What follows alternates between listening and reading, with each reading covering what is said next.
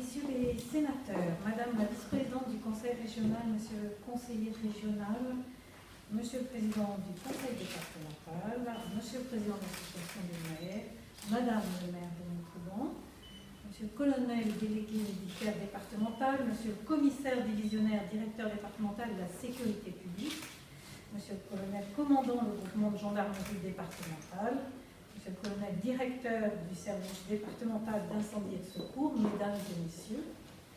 Il n'est pas habituel pour un préfet qui prend ses fonctions de prendre la parole en restreignant les présences et l'accès à la préfecture, mais le maître mot de cette année si singulière est l'adaptation.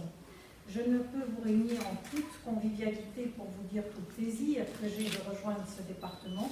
Qu'à cela ne tienne, je vous l'exprime ici de manière plus lointaine, certes, mais non moins enthousiaste. C'est un honneur de servir la République et c'est avec une grande joie et fierté que je la servirai dans le Tarn-et-Garonne. Après l'Ariège, j'entame ici mon deuxième poste de préfet de département. Je prends le relais de Pierre Bénard, qui est resté 5 ans dans ce territoire, qui s'y est pleinement investi, et je rends hommage au travail qu'il a accompli.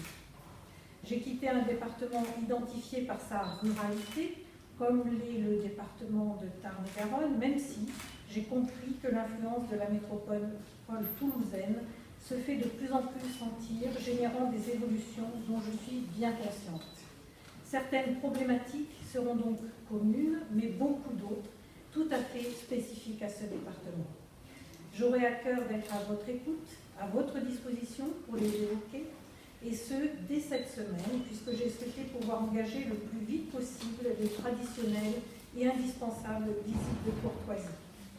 Les enjeux qui nous attendent ensemble sont nombreux, dont celui de la lutte contre la pandémie. La mobilisation dans ce domaine doit rester totale, et nous devons continuer à faire face de manière solidaire. Soutien aux entreprises et aux collectivités au travers de France Relance. Concertation soutenue avec les élus et les acteurs locaux. Accès aux services publics, sécurité routière et poursuite de la lutte contre la délinquance. Accompagnement du monde agricole et des enjeux environnementaux.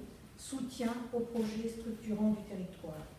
Tout ceci font partie des principaux sujets de ma feuille de route, qui va commencer par une immersion dans le territoire et des visites sur place, dans le respect, bien sûr, des contraintes sanitaires. C'est une responsabilité dont je me réjouis, mais je ne serai pas seule dans cette tâche. Je suis entourée par les membres du corps préfectoral, ainsi que par les chefs et agents des services de l'État dans le département, que je salue ici, mais également par vous tous. Car la représentante de l'État que je suis se veut avant tout un partenaire loyal et engagé dans le combat pour le développement économique et social de notre territoire et dans la défense des valeurs républicaines.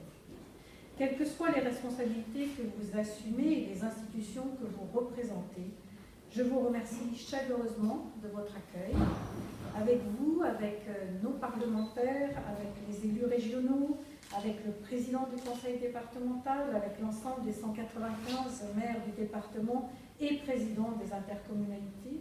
Nous nous devons de servir l'intérêt général, chacun dans son rôle, dans la confiance, le respect mutuel et le souci premier de l'action collective.